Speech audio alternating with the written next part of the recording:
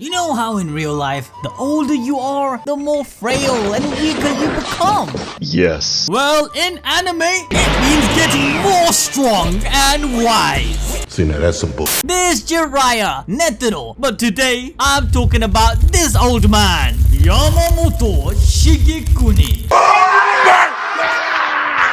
The most powerful and experienced Shinigami in all existence. This man founded the Gotei 13 and led a squad of brutal killers. And now, the 1,000-year blood war reveals his Bankai, showing us how truly powerful Yamamoto is. But hey, hold up guys, considering he is so old, like we're talking over thousands of years. Damn. So we gotta rewind just a little bit, just 2,100 years before the current events of the story. This was from a time before there was any real law and order within Soul Society, a time where organizations and governance was held by the hands of nobility. In reality, there weren't any hard rules in place, or at least no one, really enforced them. This age of Soul Society was formulated around the Soul King, Central 46, and the noble families. However, a young Yamamoto realized the need for strong balances in the world, or later known as Shinigamis. So within Serete, the center of Soul Society, and amongst the nobles of this world, Yamamoto founded the Shinigami Spiritual Arts Academy to train strong souls with spiritual powers into Shinigamis. This school, even 2,000 years later, would be the foundation and institute for the next generation militia of Soul Reapers. During the years that Yamamoto served as the head instructor, he would personally get the chance to teach both Sunsui Kyoraku and Jushiro Okitake, who would later become the first ever captains to have come from the academy he founded, being especially proud of them and treating them as though they were his own sons. Now, due to a scar on Yamamoto's forehead, he was given the nickname Ejisai by his peers, as the mark looked like its kanji symbol. Though Yamamoto would actually hate this nickname and would scold his future assistant Jojiro for doing so. He would argue with him, saying he doesn't need someone like him, and if he wanted to become his right-hand man, he should enroll in his school. Jojiro didn't agree with this, exclaiming that if he became his student, he would only serve to mimic him, and that a true right-hand man is supposed to be able to do things that Yamamoto isn't able to do. So to prove his worth, he achieved the Bankai state in only a single month by himself, after Yamamoto had ordered him to do so. However, after facing Jojiro, Yamamoto told him that his Bankai was like that of an infant's, but he lied.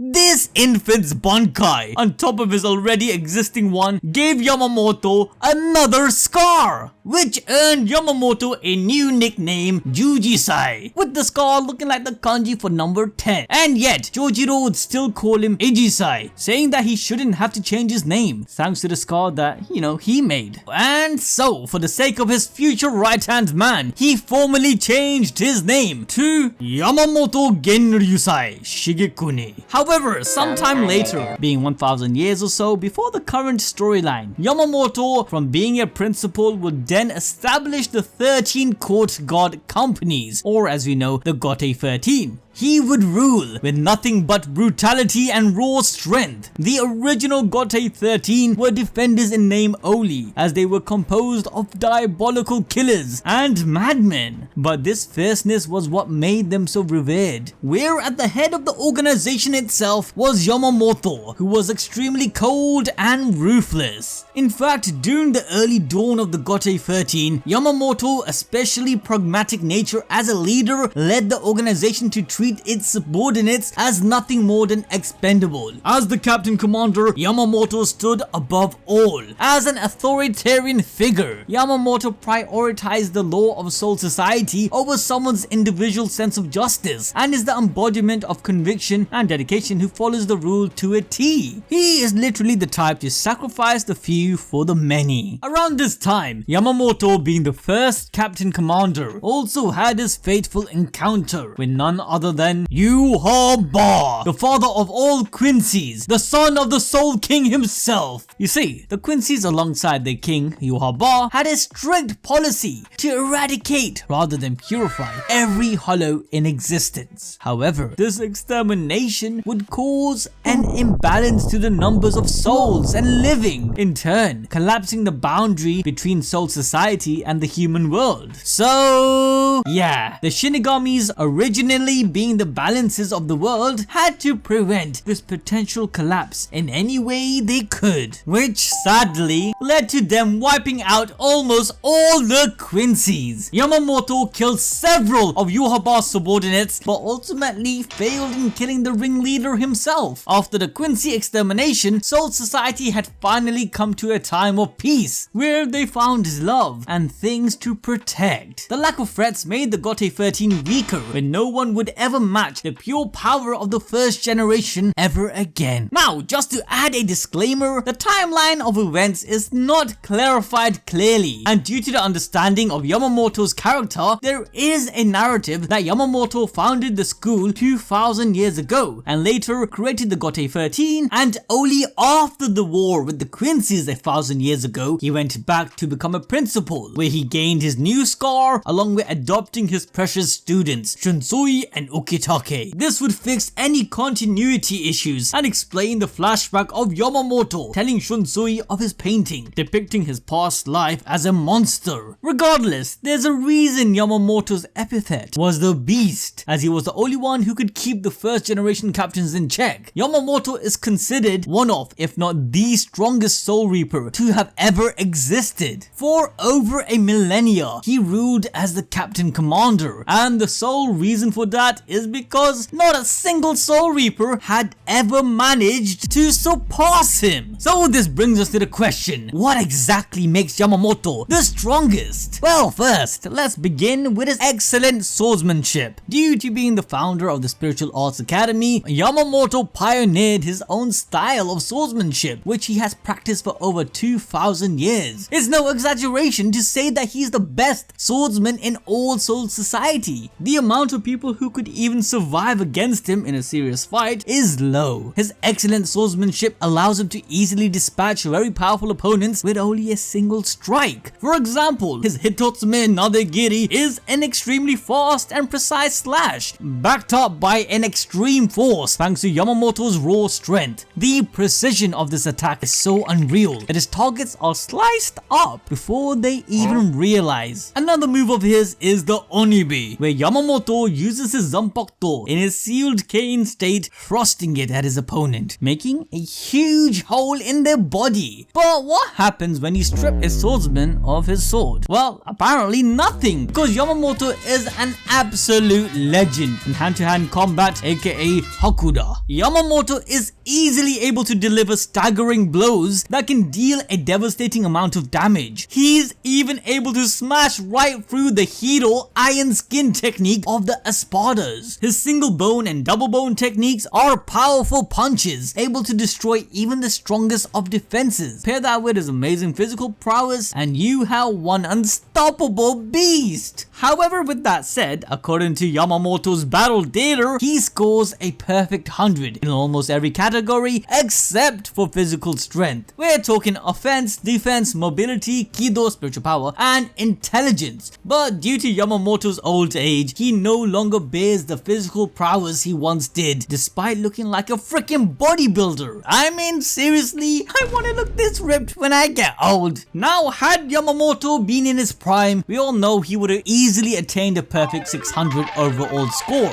A lot of Shinigamis may excel at certain areas, but the fact that he was a master at all shows why no one was able to compete against him. Additionally, he also has an exceptional mastery over Shunbo, where he's able to travel faster and more discreetly than most captains. In fact, during his, Ukitake's and Shunsui's chase across Soul Society, he not only sped past them, he did so whilst they didn't even notice. But leaving aside his physical abilities, his knowledge of Kido spells are some of the best in this series. In fact, so great that he can can perform them without an incantation. Pair that with his cunning and strategic mind as well as his ruthlessness, you have one terrifying enemy general. Another reason he's so powerful is just the sheer amount of spiritual power he has accumulated over the years. Yamamoto can physically paralyze Soul Reapers just with his gaze and is able to induce tremendous fear even to those who are captain level. He has mastered his spiritual control so much that it can even replicate the effect of his Zanpakuto, which is able to burn his surroundings. Speaking of his Zanpakuto, we haven't even gotten to it yet, and despite that, he's already one of the strongest fighters in the whole series. But his sword is regarded as one of, if not the strongest Zanpakuto to have ever existed. Its name is Ryujin Jaka, and its abilities are very simple. Burn everything to ash. Its simplicity is its strong point, as there are no conditions or tricks for the sword to work. Yamamoto can just take out his sword and fight at its maximum potential right from the get-go. But its powers are so strong that most of the time, it has to be sealed in the form of a cane. Ryujin Jaka's Shikai command is all things of this world turned to ash, and the blade does exactly that. Ryujin Jaka gets enveloped in a fiery aura and anything it touches will be incinerated. The heat produced from its release is hot enough to evaporate the clouds, and in its released form, Ryujin Jaka can perform various powerful techniques that most can't even compete against. One such technique is the Jyokaku Enjo. With this technique, Yamamoto can create a wall of flame to trap his enemies. This technique is so strong that he was able to completely immobilize Aizen, Gin, and Tosen despite their immense power at the time. Another technique that Yamamoto can use is Taimatsu. If you get caught in this, you will burn until you are dead. Just think of Itachi's Amaterasu. Oh, and I haven't even mentioned the fact that unlike a lot of other Zanpakutos, the flames that are produced by Ryujin Jaka don't end after the blade regresses into its sealed state. And the final technique he can perform is the Inetsu Jigoku, where he creates at least 7 pillars of flame circling a certain area of his choice. The radius of this technique is so huge, it is even bigger than Karakura Town. The point of this ability is to incinerate anything in its radius, though the drawback is that Yamamoto also gets caught in his own flames. This is where the most powerful Bankai of the series comes into play. The Bankai state of Ryujin Jaka is called Zanka no Tachi, and it is a complete contrast to its previous explosive presence, where now Ryujin Jaka burns silent but deadly. All flames that have been produced by Yamamoto previously get absorbed into the sword, and anything now cut by it gets burnt out of existence without exception, no matter how strong your defense may be. During his Bankai, Yamamoto's body is also enveloped in a temperature above 15 million degrees Celsius, which means he becomes untouchable no matter the attack used. Lastly, he becomes a necromancer where he can call forth those who have fallen to his flames and make them fight for him. This serves as a reflection of his ruthless and pragmatic nature, being able to inflict psychological damage as well. We see Yamamoto utilize his insane overwhelming strength in the Blood War arc against his arch nemesis Yuhaba, but the lead up to the fateful battle would begin in Yamamoto's office as he's receiving a report. The Sternwitters come into his office and leave his assistant's dying body in front of Yamamoto before swiftly disappearing and leaving Yamamoto to hear Chojiro's last words, a warning about their mysterious ability to steal bankais. After mourning the death of his assistant, the invasion on the Soul Society begins, and thanks to the cruel twists of fate, Yamamoto's opponent during the Soul Society invasion would be the very same Sternwitter who had stolen Chojiro's Bankai. Yamamoto easily tanks the weaker version of his former assistant's Bankai, and then proceeds to shit on Driscoll by incinerating him with a single slice. Know your fucking place, trash! Yamamoto finally then appears before Yhwach in the nick of time, managing to save Kenpachi from dying. Yamamoto wastes no time in charging towards Yhwach. Even though 3 Sternwitters try to ambush him, he defeats all of them with a single swing. After he's done with fodders, he goes in to slap up the Quincy King himself. Yhwach's arms are left bloodied and tattered. Put this in perspective, Yhwach is the strongest Quincy in existence. Though this is a shadow clone, this feat is still insane, as no one else was able to do this. Look at my man Kenpachi, bruh! He is done! He is dusted! He's out of here! And this old man just shows up and damages the Quincy King. After dodging another blow from Yamamoto, Yhwach finally takes out his sword. Yamamoto in response goes all out, activating his Bankai. Instantly, Soul Reapers all across Soul Society notice monumental events that are occurring. The sheer amount of heat Yamamoto's Bankai produces is enough to completely dry up all the moisture in Soul Society, rendering Bankais like Hitsugaya's useless, along with the poses, which in turn poses a real threat to Soul Society itself. Like, this dude's Bankai is so strong, it could literally destroy the Soul Society. Even Unohana hopes he can finish the fight quickly, otherwise his Bankai will destroy Soul Society itself. Yhwach has trouble figuring out Yamamoto's Bankai, being confused at the lack of flame. That's before Yamamoto accidentally touches the ground with the tip of his blade, completely splitting it apart in a mere instant. That's when Yhwach realizes the true ability of Yamamoto's Bankai. The Quincy King thinks that all he needs to do is just beat the head captain without touching his blade, and not realizing his Zankano Tachi's second ability is to envelop Yamamoto himself in heat so that it's completely able to erase anything within a certain radius. This technique totally melts off Yuha's sword, but there is a downside to the head captain's Zanpakuto, which is that it's too powerful. This man is suffering from too much success. Holy shit. Despite having the most raw power out of any Zanpakuto in the whole series, because of its destructive nature, Ryujin Jaka comes with severe risks to its user and surroundings. Yamamoto tells Yuha to let them finish the fight quickly, because otherwise Yhwach himself and the rest of Soul Society will burn to the ground. Due to this, it is not a practical power to have when you are protecting others. Yamamoto can only use the full extent of this power when the situation is already dire because of how overkill his Bankai is. And if worse comes to worse, that means Yamamoto has failed in his duty as a protector. Ryujin Jaka was meant to be wielded by a beast and not a protector, and that's why Yamamoto has to constantly restrict himself. After having no success with the Quincy's typical techniques, Yhwach pulls out his ace. Sankt Zwinger is the ultimate offensive and defensive technique that a Quincy can perform. Stepping into it means certain death for Yamamoto, so to counter this technique,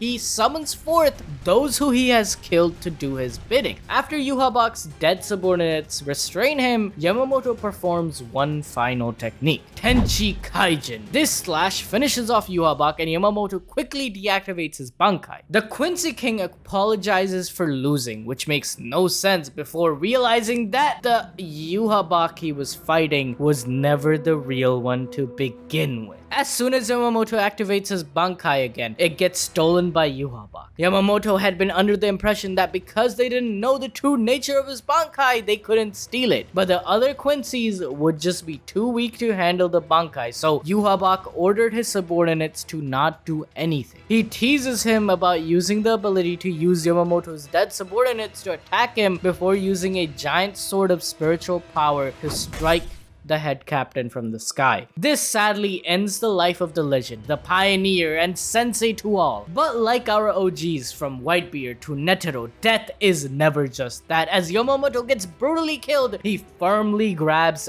Yhwach's ankles, showing us that even in death, he is persistent. Even in death, he did not let go of his sword. In response, Yhwach slices off Yamamoto's hand. stomps on his decapitated head, and tells him that the reason for Yamamoto never even being on his list of threats was because he had gotten so weak. After the Gotei 13 went through a hefty reformation, Yamamoto would no longer be the pragmatic leader he once was and would find a sense of justice, duty, and responsibility. He believes Ichigo and his friends don't have the duty and the responsibility that the Soul Reapers do. He does not want to rely on them. After the battle against Aizen, he did not let Orihime to recreate his arm, despite how simple it would have been. Regardless, to finish things for good, Yhwach blasts Yamamoto's corpse one final time. Now, normally, the death of someone would be the end of their story, but Yamamoto's story continues for a bit longer. In the Echoing Jaws of Hell arc, the Soul Society hold a ritual meant to honor those who had fallen, which included the late Yamamoto. Little did they know that the ritual meant to disperse the captain's spiritual power into the soil instead cast the founder into hell, where he might have the potential to meet Yamamoto once more.